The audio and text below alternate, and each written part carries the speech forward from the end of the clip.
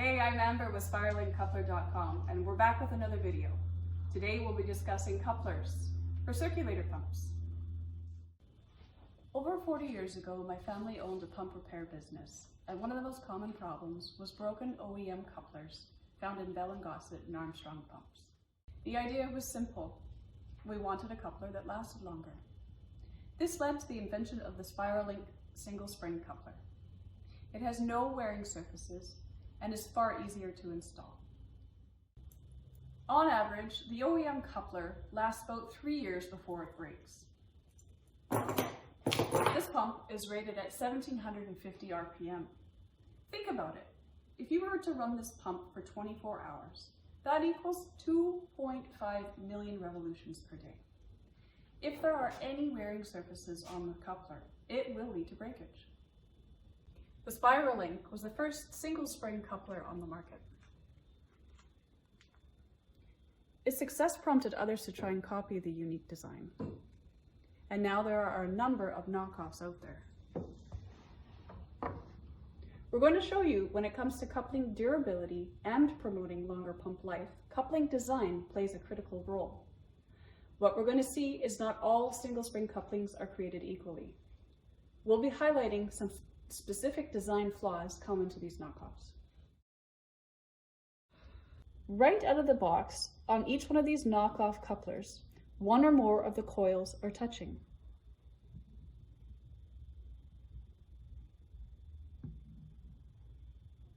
That's a wearing surface. The rubbing will not only wear out the coils, but it also creates noise in the hydronic system. This noise transfers through the pipes and into your living space. With some of these knockoffs, the distance between the set screws on the coupling ends exceeds the distance between the dimples on the opposing shafts.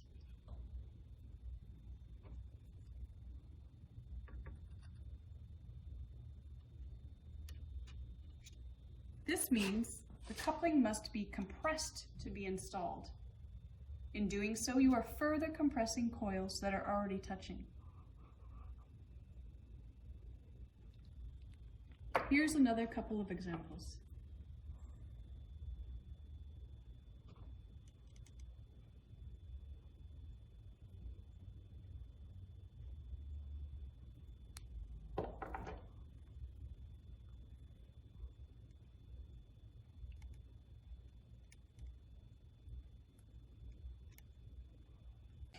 As we just saw, the spring often needs to be compressed for the set screws to line up with the dimples on the shaft ends.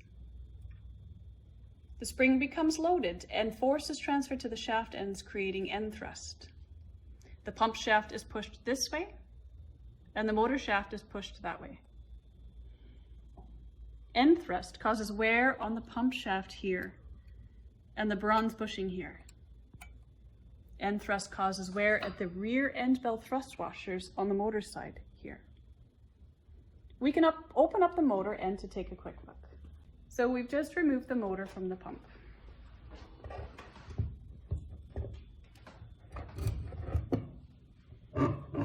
The end thrust is pushing the motor shaft against the rear end bell. This causes wear at the thrust washers here and the bronze bushing and bell housing here. Another problem we often see is the ends are misaligned. Some of them are worse than others. When installed, you now have side thrust, causing additional wear and tear. We have seen how all these knockoffs have coils that touch and cause wearing surfaces. And when installed, they cause thrust, some more so than others. Will they work? Yes, but at so many revolutions per day, they will cause damage to the pump and eventually break. In our opinion, none of these will last any longer than the OEM coupler that we frequently replace. These issues do not occur with the Spiralink's precise engineering. No coils touch. They are perfectly aligned, and the length is correctly predetermined so that the set screws line up with the dimples on the shafts. The Spiralink will not wear on itself or cause damage to the pump like we've seen with these other examples. As we have demonstrated, not all single spring couplers are created equally. If you are involved with the service or repair of Bell & Gossett or Armstrong circulator pumps, or supply parts to the industry, the Spiralink coupler is still the best option when it comes time to replace a broken coupler. A lot of knockoffs like to use similar names and descriptions as the Spiralink. Don't be fooled.